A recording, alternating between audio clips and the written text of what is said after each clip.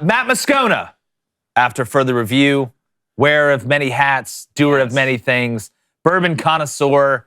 Say he can cook a pretty good steak too, but I think that's a lie. Matt Moscona, what's up, man? How's it going?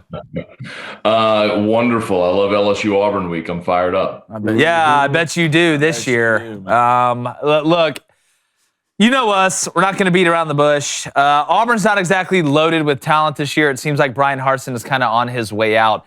But when you look at this game, to me, Robbie Ashford is like diet Jaden Daniels. Like he's like a worse version of Jaden Daniels. Very athletic. They can both run. He just struggles to throw the ball effectively past 10 yards. Jaden's a better thrower. But when you look at this game, to me, when you have quarterbacks that aren't the greatest throwers, that are athletic and can run and can extend the play and are a problem in the quarterback run game, it's going to come down to the run game. That's what it's going to come down to, in my opinion.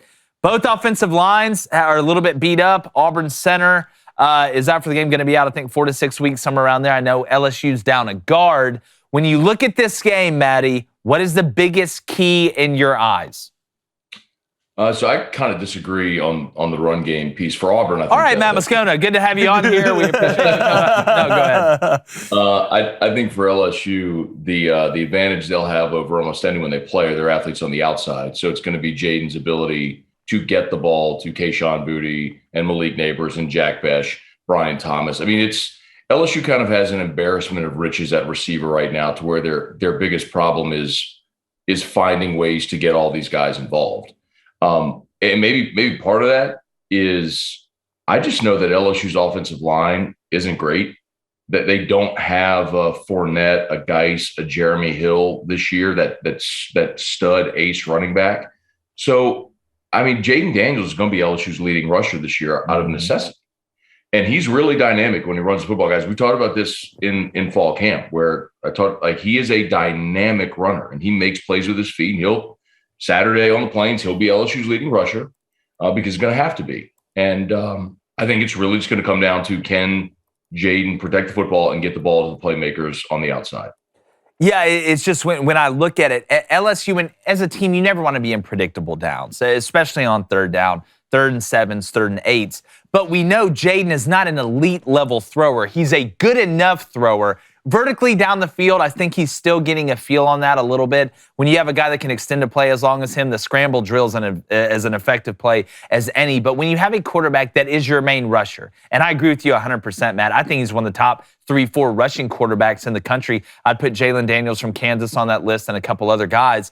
But if LSU cannot get in 2nd and 5, and 3rd and 3s, he loses his effectiveness so much. Because you go back to the Mississippi State game. Where did they kill Mississippi State? On what, 3rd and 4, 3rd and 5? He was finding Malik Neighbors on intermediate routes, short routes. And it's funny watching Malik turn into the security blanket after he was a guy that dropped the punts against Florida State and that ended up really costing you there at the end. I'm glad to see a young guy make up for that. But I do want to move on, because you had a point, Matt. You were talking about this hurricane and games being moved and things like this. If people haven't heard you, do you mind kind of rehashing that a little bit? Because I believe it's, 6 years almost to the day? Yeah, I don't know that I want to relitigate the whole thing, but so 6 years ago, LSU and Florida's game was disrupted by Hurricane Matthew. And first and foremost, guys, obviously, Godspeed to everybody in Florida. For sure, You live in the Gulf Coast, as I have my whole life. Everybody's going to deal with storms, and it's awful, and what's happening there is awful. But I think there are coexisting truths here. There are 2 points that are not mutually exclusive. You can certainly have empathy toward the people that are going through and will be going through the recovery of Hurricane Ian, and also have the conversation about what you do when events are inevitably having to be moved or rescheduled as a result of storms. And there are precedents and protocols that need to be set. And 6 years ago, LSU and Florida got into a very ugly public spat over this whole thing. And what it came down to was LSU, the week of that game, early in the week, was trying to make any concession they could to get the game played. LSU offered to play it on Sunday. They offered to play it on Monday. They offered to play it in the morning. They offered to fly in, fly out the same day, because there's no hotels. Okay, well, fly in, fly out same day. They said, well, They don't want to take away first responders. So LSU offered, let's play it in an empty stadium. Let's go to a neutral site. LSU offered to host the game. And while none of those situations are obviously ideal, you do what you have to do. I mean, I'll remind you that in 2005, when Hurricane Katrina hit, the largest natural disaster our country's ever seen, LSU played a home game in Tempe, Arizona. When LSU played Tennessee in the Katrina year, they played them on a Monday night. Tennessee flew in and flew out the day of the game. It's not ideal, but it's sometimes what you have to do. Yeah. In 2015, there was awful flooding in Columbia, South Carolina, and LSU ended up hosting South Carolina for a South Carolina home game in Tiger Stadium. These are just things that happen. And so earlier this week when Florida and if you remember what happened in that situation, Herb Vincent with the SEC, who's a very smart guy, ultimately found a loophole or a rule where he said, look, to play in the SEC championship game, you have to play 8 conference games. And so while LSU was content to just not play the game, Florida needed to play the game to be able to go to Atlanta. So ultimately, LSU was made to cancel a game that it had scheduled with South Alabama for later in the season, and they put Florida in that date in Tiger Stadium, which angered a lot of Florida people. But LSU's stance was, why should we cancel a home game, especially coming off of catastrophic flooding in Louisiana and Baton Rouge earlier that year, because you weren't willing to budge earlier. So I guess, guys, all that just to say, earlier this week, Florida very proactively moved their game this week with Eastern Washington to Sunday, which is exactly which was the recommended path 6 years ago, which it was athletic director Jeremy Foley, but he was unwilling to make any of those concessions. And they did this time. So hopefully and look, the other part of that, guys, is Greg Sankey was a newly minted SEC commissioner in 2016. Yeah. So I think you had a couple of veteran athletic directors who kind of were running roughshod over the substitute teacher. Yep. And that is a very different situation now because Greg Sankey is very firmly in control of the conference. Yeah, he went from substitute teacher to superintendent pretty quick. Yeah, he did. Matt, it's great to see you, buddy. Since we last spoke after the Florida State game, LSU is 3-0. Y'all just touched on the Auburn game. After that, you host an undefeated Tennessee team. Now, Josh Heupel looks to have that machine going strong. The defense against Florida, they bended a little bit, but they didn't break. Is Tennessee legit? Offensively, absolutely. Yeah. I mean, they got dudes, and Hendon Hooker might be the best quarterback in the SEC right now, with all respect to Bryce Young. I think the key to beating Tennessee this year, because they look defensively, they will give up yards and points. I mean, they couldn't really get stops against Florida either in that ball game.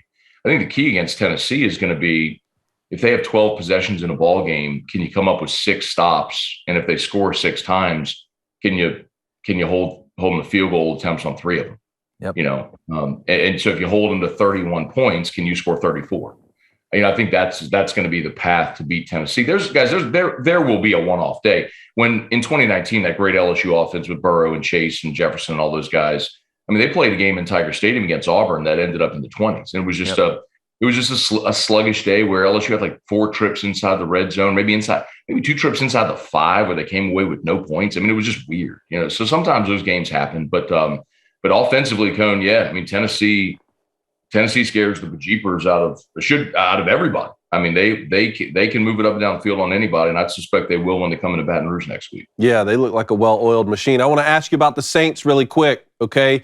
Is it Andy Dalton time in New Orleans, or would that only exacerbate the problems, Matt? You're killing me, Cone. Yeah, listen, man. There's nobody that was a bigger supporter of the Saints giving Jameis this go than me. But the man has a literal broken back. Yeah. Like, guys, I have chronic back issues.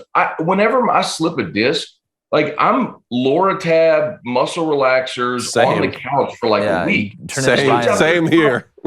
This dude's out there trying to play NFL football with a broken back. It's just so obvious he's not effective. So, I mean, you played 12 quarters of football, you've scored 51 total points, and 38 of them are in the fourth quarter when you're playing catch-up. I mean, it's just not sustainable. Hey, guys, this is why you went and signed Andy Dalton. This is the reason.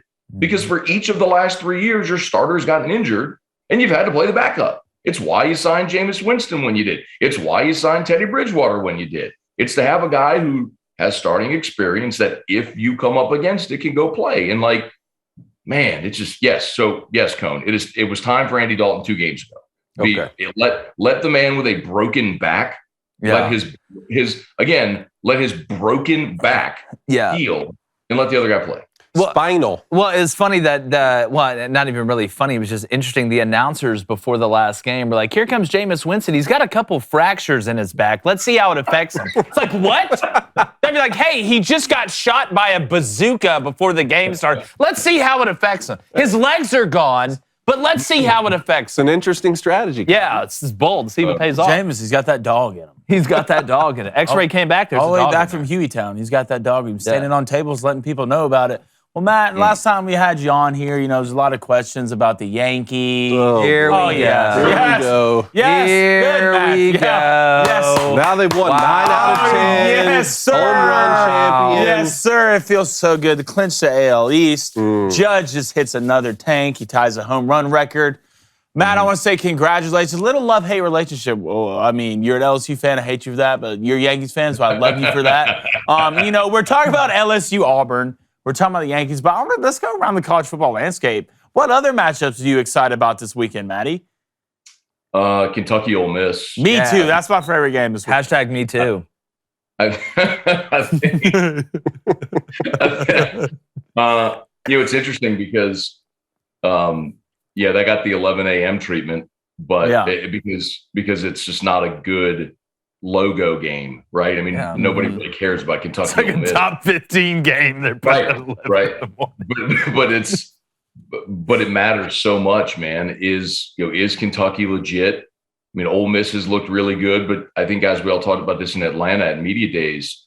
If they got past this Kentucky game, they were going to be 7-0 playing LSU, just because now their schedule November is a bear for Ole Miss, but they could get there potentially 8-0.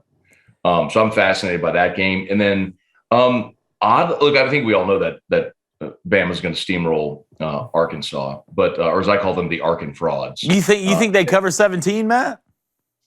Sure, why not? Please don't sound concrete in that.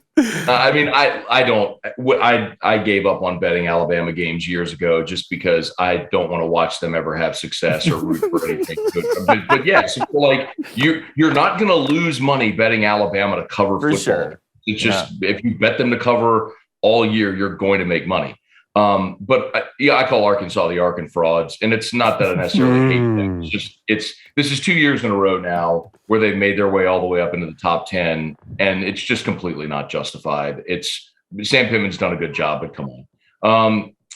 So the other one is Texas A&M Mississippi State, because Jimbo's got a lot of pressure, y'all. If you want to avoid 8-4, the Texas 8-4 label, you better go win in Starkville, and they're a slight dog in that game, and I understand why. Think about it, guys, like. Back-to-back ranked wins after the App State loss.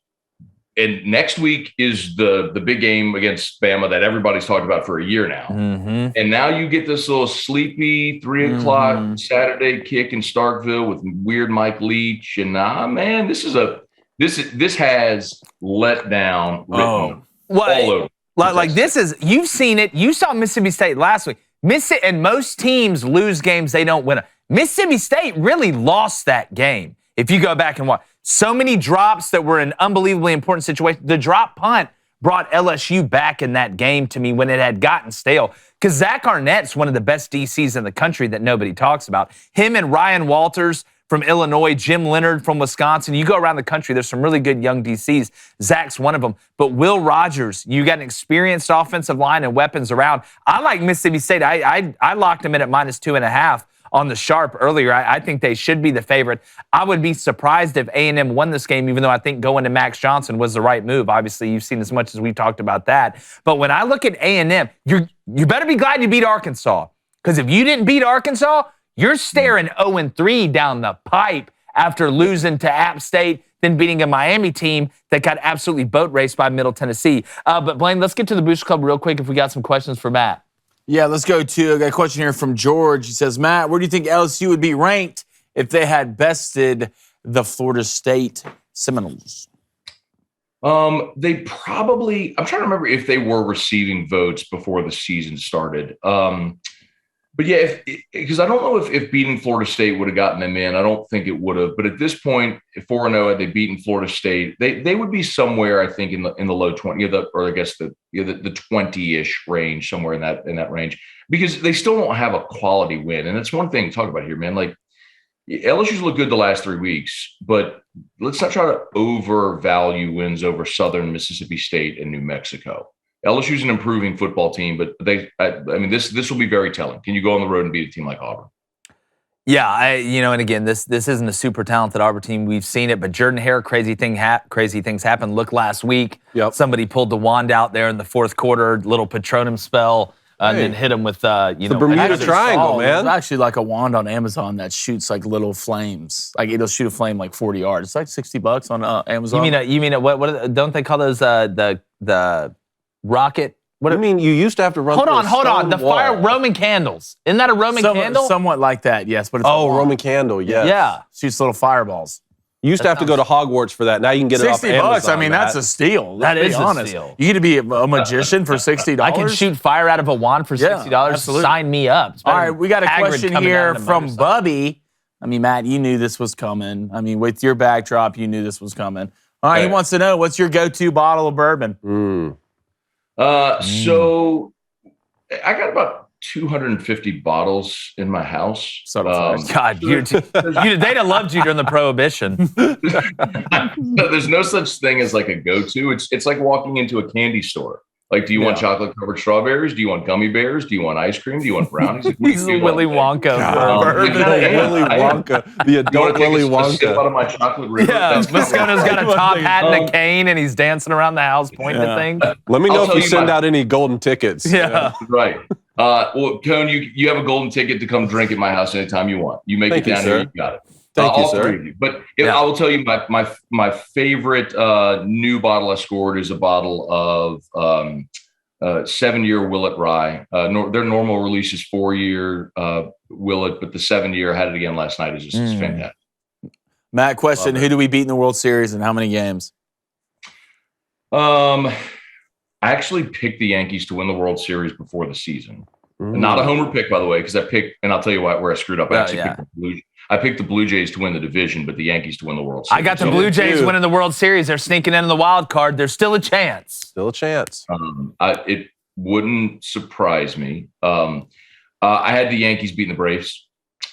Please let that happen. Matt, let the Braves Yankees be the World Series matchup, Matt. You're penciled in every day of the week. You have not. You think you've seen Flaming Dragon? Who knows? Y'all might not even be the Braves by. Remember in that movie The Breakup where they put a piece of tape down the to divide the house? That's what it's going to be here, Matt. By that time they won't even be the Braves. They'll be the Atlanta voting IDs. Yeah. Hey, Moscona, real quick, LSU Auburn score. You got one yet? One in mind that's kind of percolating up there? I think it's going to be a close game. I've seen too many weird games in that stadium to think LSU's just going to go walk. Yeah. So something in the 20s, something 20, 27, 20-ish. Damn, Auburn's going to score 20? How? Yeah. I was going to say, who did Auburn kidnap to score 20? The only way Auburn's game is pours. Yeah, well, we'll see. The Jaden Daniels-Robbie Ashford matchup's going to be pretty interesting. Robbie Ashford's a baseball. Moscona, thanks so much, my friend. It's always great having you on the show. All right, guys. Hey, if you enjoyed that clip, make sure you like and subscribe to our YouTube channel. That's Crane & Company on YouTube for more great content.